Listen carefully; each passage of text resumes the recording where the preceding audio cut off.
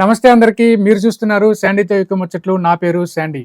ఈ రోజు మన టాపిక్ వచ్చేసి యూకే లో పార్ట్ టైం జాబ్స్ చేస్తూ మనం యూనివర్సిటీ ఫీజు ఇక్కడ కట్టొచ్చా లేదా. సో ఇక్కడ పార్ట్ టైం జాబ్స్ తో యూనివర్సిటీ ఫీజు కట్టొచ్చా లేదా అనేది డిసైడ్ అయ్యే ముందు అసలు యూకే లో పార్ట్ టైం జాబ్స్ ఎలా ఉంటాయి, ఏ సీజన్ లో ఎలా ఉంటాయి, సో వీటి గురించి మనం ముందు తెలుసుకోవాలంటే ఫస్ట్ వచ్చేసి ఇక్కడ ఇంటేక్ సెప్టెంబర్ తో స్టార్ట్ అవుతుంది.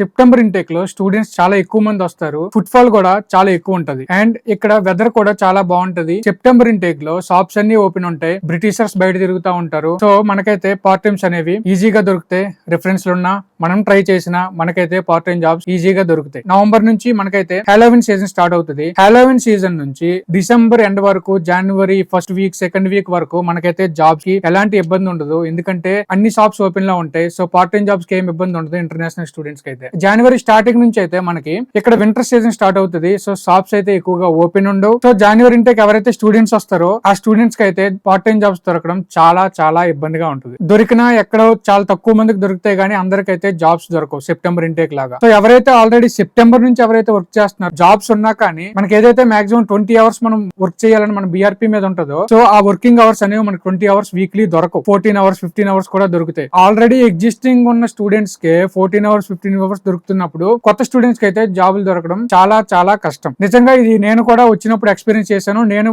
లాస్ట్ మే ఇంటేక్ లో వచ్చాను. నేను రాగానే నాకు 10 డేస్ కి నాకు జాబ్ దొరికేసింది. సో ఆ టైంలో నాతో పాటు జనవరి ఇంటేక్ ఎవరైతే వచ్చారో వాళ్ళు నాతో పాటు కూడా జాబ్స్ జాయిన్ అయ్యారు. జనవరి, ఫిబ్రవరి, మార్చ్ ఈ 3 నెలలు అయితే చాలా ఇబ్బందిగా ఉంటది. జనవరి ఇంటేక్ ఎవరు వస్తున్నారు అయితే వాళ్ళకి.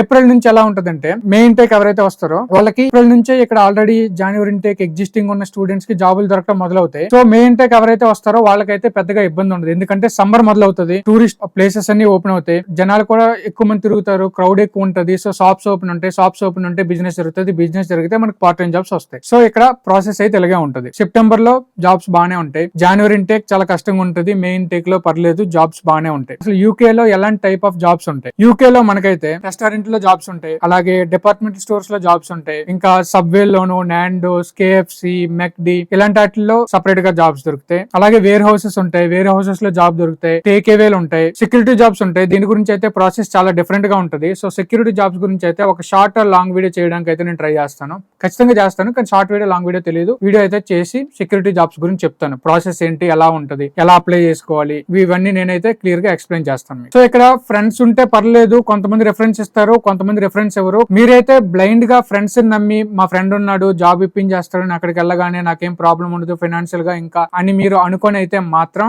ఇక్కడికి రావద్దు. ఇక్కడికి వచ్చిన తర్వాత ఎవరికి హెల్ప్ చేయరు.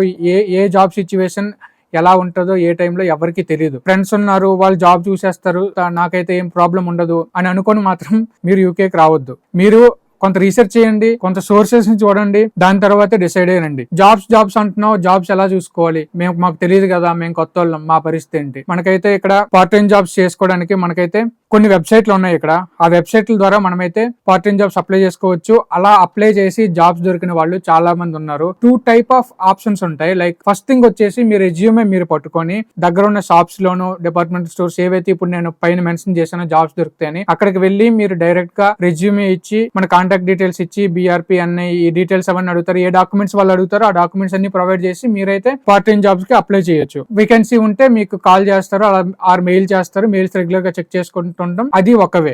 రెండోది వచ్చేసి ఆన్లైన్ లో మనకి జాబ్స్ టుడే అని చెప్పి ఇందులో మనకి ఎక్కువ జాబ్స్ పడతా ఉంటాయి. అప్లై చేసుకుంటే చాలా మందికి జాబ్స్ 80 to 90% ఈ వెబ్సైట్స్ లో జాబ్స్ దొరుకుతూ ఉంటాయి. మీరు లండన్ లో ఉంటే ఇంకా బెటర్. ఆ లండన్ లో అయితే మోస్ట్లీ అన్ని జాబ్ టుడే వెబ్సైట్ తోనే లింక్ అయి ఉంటాయి. షాప్స్ గానీ, రెస్టారెంట్స్ గానీ. సో లండన్ లో ఉంటే టెన్షన్ లేదు. మిగతా దగ్గర దొరకవంటే మిగతా దగ్గర కూడా ఉంటాయి. మోస్ట్ హ్యాపెనింగ్ అయితే లండన్ లో జరుగుతుంది కాబట్టి చెప్తున్నా. మిగతా దగ్గర కూడా జాబ్స్ టుడే లో అప్లై చేసి, నా ఫ్రెండ్ కే రీసెంట్ గా వేర్ హౌస్ లో జాబ్ వచ్చింది. లింక్డ్ ఇన్ లో అప్లై చేసి జాబ్స్ టుడే మెయిన్, దాని తర్వాత లింక్డ్ ఇన్. అవే కాకుండా ఇంకా ఈ వెబ్సైట్లు ఉన్నాయి కదా, ఈ వెబ్సైట్ లో ఒకసారి లాగిన్ అవ్వండి, చూడండి. మీరు యూకే రావాలనుకుంటే జాబ్ ఆపర్చునిటీస్ ఎలా ఉంటాయి అనేది రిజిస్టర్ అవ్వండి. మీ రిలేటెడ్ జాబ్స్ సెర్చ్ చేసుకోండి, అప్లై చేయండి. ఖచ్చితంగా కాల్స్ వస్తాయి. కాకపోతే మనం ఫ్రీక్వెంట్ గా ట్రై చేస్తూ ఉండాలి. 10కి అప్లై చేసాం రాలేదు అలా ఉండకూడదు. ఎన్నైతే అని అప్లై చేయండి. రోజుకు ఒక అరగంట గంట దీనికోసం టైం స్పెండ్ చేయండి. మిగతా టైంలో మీ యూనివర్సిటీ అసెస్మెంట్స్ అవి చూసుకోండి. సో నా సజెషన్ అయితే ఫ్రెండ్స్ ఉన్నారని డిసైడ్ అయిపోయి అయితే యూకే రావద్దు. ఎందుకంటే వచ్చిన తర్వాత హెల్ప్ చేయకపోతే స్ట్రగుల్ అయ్యేది మనం. వాళ్ళు సింపుల్ గా లేదు మామ జాబ్స్ లేవరా ఇప్పుడు టైట్ గా ఉంది అది ఇది అని. మనం వచ్చేటప్పుడు ఒక మాట ఉంటది, వచ్చిన తర్వాత ఇంకో మాట ఉంటది. ఒక మైండ్ సెట్ పెట్టుకొని ఇక్కడికి రండి. ఫ్రెండ్స్ ఉన్నారు చేశారనుకోండి బోనస్ హ్యాపీ, చేయలేదు అనుకోండి అప్పుడు పరిస్థితి ఏంటి? ఎవరు లేరు నేను ఒక్కడనే చేసుకోవాలి అనే ఉద్దేశంతోనే యూకే రండి. ఫైనల్ గా ఇప్పుడు మనం ఏదైతే thumbnail లో పెట్టామో యూకే లో పార్ట్ టైం జాబ్స్ చేసి యూనివర్సిటీ ఫీజు కట్టేయొచ్చా, సో దీనికి సంబంధించి మీకు కొన్ని క్యాల్కులేషన్స్ చెప్తా. ఆ క్యాల్కులేషన్స్ బట్టి మీరే ఒక కంక్లూజన్ రండి. నా కంక్లూజన్ కూడా నేను చెప్తా. సపోజ్ ఎజ్యూమ్ చేసుకుందాం, లైక్ మీరు మే ఇంటెక్ లో వచ్చేసారు, మీకు జూన్ లో జాబ్ దొరికేసింది, ఫస్ట్ వీక్ నుంచి మీరు జాబ్కి వెళ్ళిపోతున్నారు, మీకు వీక్లీ 20 hours దొరుకుతున్నాయి. సో ఇక్కడ నేషనల్ పే వచ్చేసి పార్ట్ టైం కి £11, వీక్లీ 20 hours మీరు చేస్తున్నారు. 20 hours ఇంటూ £11, £220 వస్తాయి. £220 మీరు ఇలా 1 month కి 4 weeks వెళ్తే 220 ఇంటూ 4 £880, £880 ఇంటూ ఇలాగే మీకు 12 months కూడా దొరికేసాయి అనుకోండి. సో ఇది అరౌండ్ మీకు మన INR లో కన్వర్ట్ చేస్తే మీకు 10,50,000 100 బేస్ చేసుకుని వెళ్తే 10,50,000 వరకు ఎర్న్ చేస్తారు. సో ఇక్కడ యూకే లో యావరేజ్ గా ఒక యూనివర్సిటీ ఫీజు వచ్చేసి 20,000 ఉంటుంది. ఆన్ ఎన్ యావరేజ్ £20,000 ఉంటుంది. అంటే ఇండియన్ రూపీస్ లో 20 lakhs. మీరు ఎర్న్ చేస్తుందంటే 12 months కి 10,50,000. సో ఇందులో మీరు అబ్జర్వ్ చేస్తే ఇందులో మీ ఖర్చులు తీయలేదు, ఏమీ తీయలేదు, ఓన్లీ మీ సంపాదనే. ఆన్ ఎన్ యావరేజ్ మీరు ఏ సిటీలో బతికినా 400 to 500 అవుతుంది. సో నేను అంతా అడ్జస్ట్ చేసుకొని చేస్తున్నా, ఏం చేస్తున్నా అన్న £400 అయితే ఖచ్చితంగా అయిపోతుంది. £400 అనేవి మనము తీసేస్తే 1 year కి 4,800, ఆల్మోస్ట్ 5 lakhs అనేది మీరు సంపాదించిన 10,50,000 నుంచి తీసేస్తే మీకు మిగిలింది ఇంకా 5,50,000. ఈ 5,50,000తో మీరే సంవత్సరానికి 20 lakhs ఒక కాలేజ్ ఫీజు, ఆల్రెడీ 8 lakhs కట్స్ వస్తారు, ఇంకా 12 లక్షలు. ఆ 12 లక్షలు మీరు కట్టేయగలరా? సో ఒకసారి దీని గురించి ఆలోచించండి. సో ఎలాంటి మైండ్ సెట్ ఉండి పార్ట్ టైం జాబ్స్ చేసి నేను యూనివర్సిటీ ఫీజు కట్టేస్తా అని మీలో ఎవరైనా అనుకుంటే మాత్రం అది రాంగ్ పర్సెప్షన్. పార్ట్ టైం జాబ్సే కష్టంగా ఉన్నాయి. అది ఫుల్ గా మీకు అన్ని ఓకే అయ్యి 20 hours ఇచ్చి £11 పే ఇచ్చి 12 months మనకి జాబ్స్ దొరికితే మనం సంపాదించే 10 లక్షలు. సో ఇక్కడ జనవరిలో జాబ్స్ దొరకవు, షిఫ్ట్లు సరిగ్గా దొరకవు, అన్ని సార్లు 20 hours షిఫ్ట్లే దొరకవు. సో ఇలాంటి సిచ్యువేషన్ లో ఏం చేస్తాం? సో ఆన్ ఎన్ యావరేజ్ మీరు 7 to 8 lakhs సంపాదించవచ్చు, దగ్గర 5 lakhs అక్కడ ఖర్చులు అయిపోతాయి, ఉన్నది 2 lakhs. సో ఆ 2 lakhs పట్టుకుని మీరైతే 20 lakhs ఫీజు ఎలా కడతారు? 8 lakhs మీరు అక్కడ కట్టేసి వచ్చేసిన 12 lakhs మీరు ఎలా కడతారు? సో యూనివర్సిటీ మీరు రాగానే సంవత్సరం అంతా కట్టిన వదలరు కదా.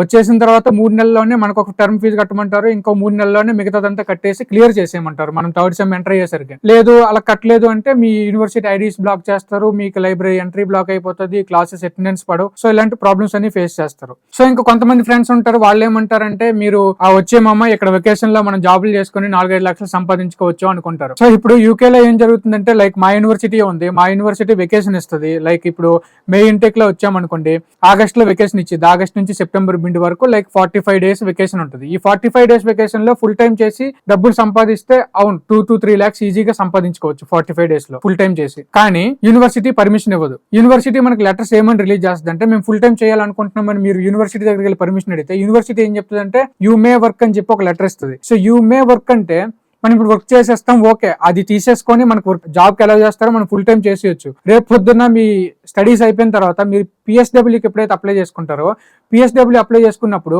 మీ అన్నయ్య మీద మీరు ఏవైతే అవర్స్ వర్క్ చేస్తారో అవన్నీ మీరు హోమ్ ఆఫీస్ లో క్లియర్ గా కనిపిస్తాయి. పలానా టైం నుంచి పలానా టైం వరకు ఈ స్టూడెంట్ ఇన్ని అవర్స్ వర్క్ చేశారని. లైక్ మీరు PSW అప్లై చేస్తారు, 40 hours వర్క్ చేశారని చెప్పి మీకు ఒకవేళ PSW రిజెక్ట్ చేస్తే మీకు యూనివర్సిటీ సపోర్ట్ చేయదు. ఎందుకంటే యూనివర్సిటీ ఏం చెప్తుంది, యూ మే వర్క్, మీరు వర్క్ చేయాలనుకుంటే చేసుకోవచ్చు, మేమైతే ఖచ్చితంగా చేయాలని చెప్పలేదు అనే మాట యూనివర్సిటీ ఖచ్చితంగా ఆడుతుంది. వెకేషన్ టైంలో ఫుల్ టైం చేసి ఇలా డబ్బులు వచ్చిన డబ్బులతో యూనివర్సిటీ ఫీజు కట్టేస్తాం అనుకుంటే ఫ్యూచర్ దెబ్బతింటది. ఎందుకంటే ఇక్కడ మనం వచ్చేసి ఐదర్ జాబ్ అయినా తెచ్చుకోవాలి కోర్స్ అయిపోయినట్టుని, లేకపోతే PSW post study work visa వేసుకొని ఆ వీసా టైంలో మనం జాబ్స్ తెచ్చుకోవాలని ఎయిమ్ మనకు ఉంటుంది.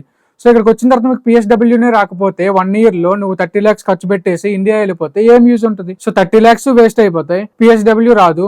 మళ్ళీ మనం యూకేలో ఉండాలి అని నీకుంటే మళ్ళీ సపరేట్ గా మళ్ళీ ఇంకో కోర్స్ కోసం నువ్వు మళ్ళీ కొత్తగా యూనివర్సిటీకి అప్లై చేసుకోవాలి, మళ్ళీ అదొక 30 లక్షలు ఖర్చు. ఫైనల్ గా నేను చెప్తుంది ఏంటంటే యూకేలో ఈ పార్ట్ టైం జాబ్లు వెకేషన్ లో కానీ ఎక్కడ కానీ ఎలా చేసినా గానీ మీరైతే పార్ట్ టైం జాబ్స్ చేస్తూ యూనివర్సిటీ ఫీజు కట్టడం కల. సో దీని గురించి అయితే మర్చిపోండి, పార్ట్ టైం జాబ్స్ చేస్తూ ఫీజు కట్టేస్తామని. 2 cases, ఒకటి ఫైనాన్షియల్ గా మాకు ఓకే ఉంది అంటే వచ్చేయండి యూకేకి, లేదు మేము లోన్ తీసేసుకున్నాం లోన్ తో మేనేజ్ చేసేసుకుంటామంటే వచ్చేయండి. ఈ 2 cases తప్ప ఇక్కడ పార్ట్ టైం జాబ్స్ తో కట్టేయచ్చు, ఇక్కడ ఫ్రెండ్స్ ఉన్నారు హెల్ప్ చేస్తారు, ఇవన్నీ పెట్టుకుని అయితే రావద్దు. ఫైనాన్షియల్ గా ముందంతా అరేంజ్ చేసుకుని రండి. ఇది నా సజెషన్. చూస్తున్న బ్రదర్స్ గానీ సిస్టర్స్ గానీ ఎవరైతే ఉన్నారో, సో ఫైనల్ గా నేను చెప్పాలనుకుంటుంది ఏంటంటే యూకే లో పార్ట్ టైం జాబ్స్ చేసి యూనివర్సిటీ ఫీజు కట్టడం అనేది కళ. మీరైతే ఈ విషయం గుర్తుపెట్టు. సో నాకు తెలిసినవి, నేను ఎక్స్పీరియన్స్ చేసినవి అయితే మీతో చాలా క్లియర్ గా షేర్ చేసుకున్నా. దీన్ని బట్టి మీరు ఎలాంటి డిసిషన్ తీసుకుంటారో తీసుకోండి. సో ఇది ఫైనల్ గా నేను చెప్పొచ్చేది అయితే. సో నెక్స్ట్ వీడియోలో మళ్ళీ కలుస్తా. నేను మీ సండి, సైనింగ్ ఆఫ్.